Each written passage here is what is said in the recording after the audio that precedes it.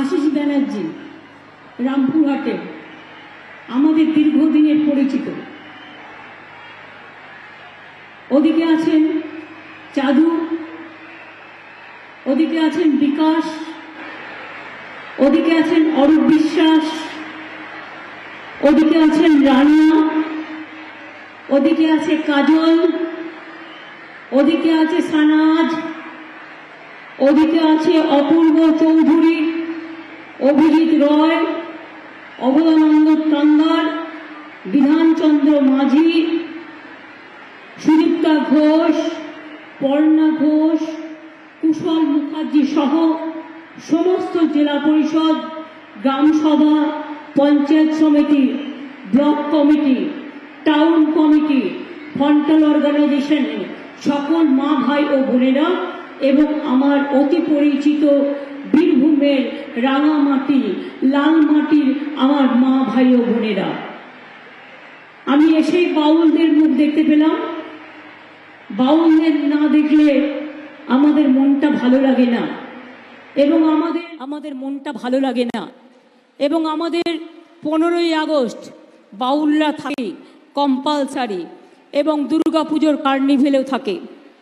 আমার আদিবাসী ভাই বোনেরাও এসছেন এই সভাকে আলোকিত করে, আমার মা বোনেরা এসছেন, আমার ভাই বোনেরা এসছেন, তাদের সকলকে আমার অনেক অনেক প্রণাম, অনেক অনেক সালাম, অনেক অনেক জোহার, অনেক অনেক অভিনন্দন। আপনার সকলে ভালো থাকুন, সুস্থ থাকুন এবং সুন্দর থাকুন। আমি আজকে মা ফুল্লুরার মাটিতে দাঁড়িয়ে, বীরভূম জেলা হচ্ছে সতীপীঠের অন্যতম পীঠস্থান। দেবী ফুল্লুরাই বলুন, নন্দিকেশ্বরী বলুন, কঙ্কালীতলাই বলুন, মা তারাপী বলুন, নলহাটেশ্বরী বলুন, বক্রেশ্বরী বলুন, দাতা পাথর চাপড়ি বলুন, এক একটা জায়গা এক একটা বিশেষতে এক একটা বিশেষণে ভূষিত। আমরা তারাপীঠ মন্দির করে দিয়েছি খুব সুন্দর করে, এখন গেলে আর চিনতেই পারবেন না। আশিসদার অবশ্য অনেকটা কাজ আছে এবং আমার যারা পুরোহিত ওখানকার সুকুমাররা সকলে মিলেই সাহায্য করেছে। আপনারা জানেন কঙ্কালীতলা আমি নিজেই মাঝে মাঝে চলে যেতাম এবং আমি দেখতাম একটা ছোট্ট পুকুর আছে, পাশে একটা ছবি, মায়ের একটা ছবি দিয়ে মন্দির ছিল, সেটাকে আমরা উন্নয়ন করেছি, ওটা বোলপুরের কাছাকাছি। আমার এখনো কয়েকটা জায়গায় যাওয়া হয়নি, যেমন আজকে আমি লাভপুরে মা ফুল্লুরার মুখটা দর্শন করতে পারলাম। মা যদি কোনোদিন আমায় ডাকে আমি নিজে ফুল্লুরা মন্দিরে যাব এবং নন্দিকেশ্বরীতে যাব, কারণ যাবার ইচ্ছে আছে। আমি কৃতজ্ঞতা জানাই বাসুদেব বন্দ্যোপাধ্যায় মহাশয়কে, যিনি তারাশঙ্কর বন্দ্যোপাধ্যায়ের তার নিকট আত্মীয়।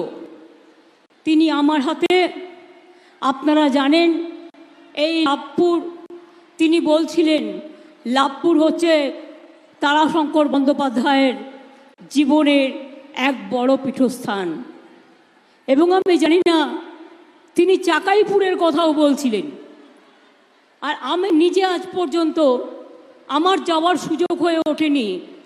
ওই গ্রামটায় আমার পিতৃদেবের গ্রাম এবং আমার পিতৃভূমি, কিন্তু আমার আজ পর্যন্ত যেয়ে ওঠা হয়নি।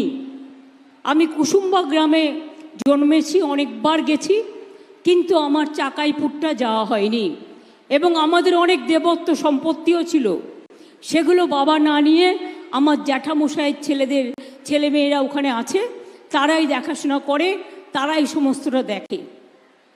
আমার কাছে আমি যখন বীরভূমে গিয়েছিলাম মামার বাড়িতে, মানে কুসুম্বায়, তখন 2-3 জন ওরা এলো, এসে বলল আপনাদের রামপুরহাটে একটা জায়গা আছে, আমরা একটা মন্দির করতে চাই। আমি তো দেখলাম না কাগজটায় কি লেখাও আছে। আশিসদা আমাকে বলল আর আমি সই করে দিলাম। আমার সইয়ের মূল্য কতটা আছে সেটাও আমি জানি না, যেহেতু দেবত্ব সম্পত্তিটা আমাদের পরিবারের বলে তাই। আজ পর্যন্ত আমার চাকাইপুর যাওয়া হয়নি, এটা খুব খারাপ। কিন্তু নেক্সট আমার টার্গেট আছে, আমি কুসুম্বা গেলেই চাকাইপুর গ্রামটা একবার ঘুরে আসবই।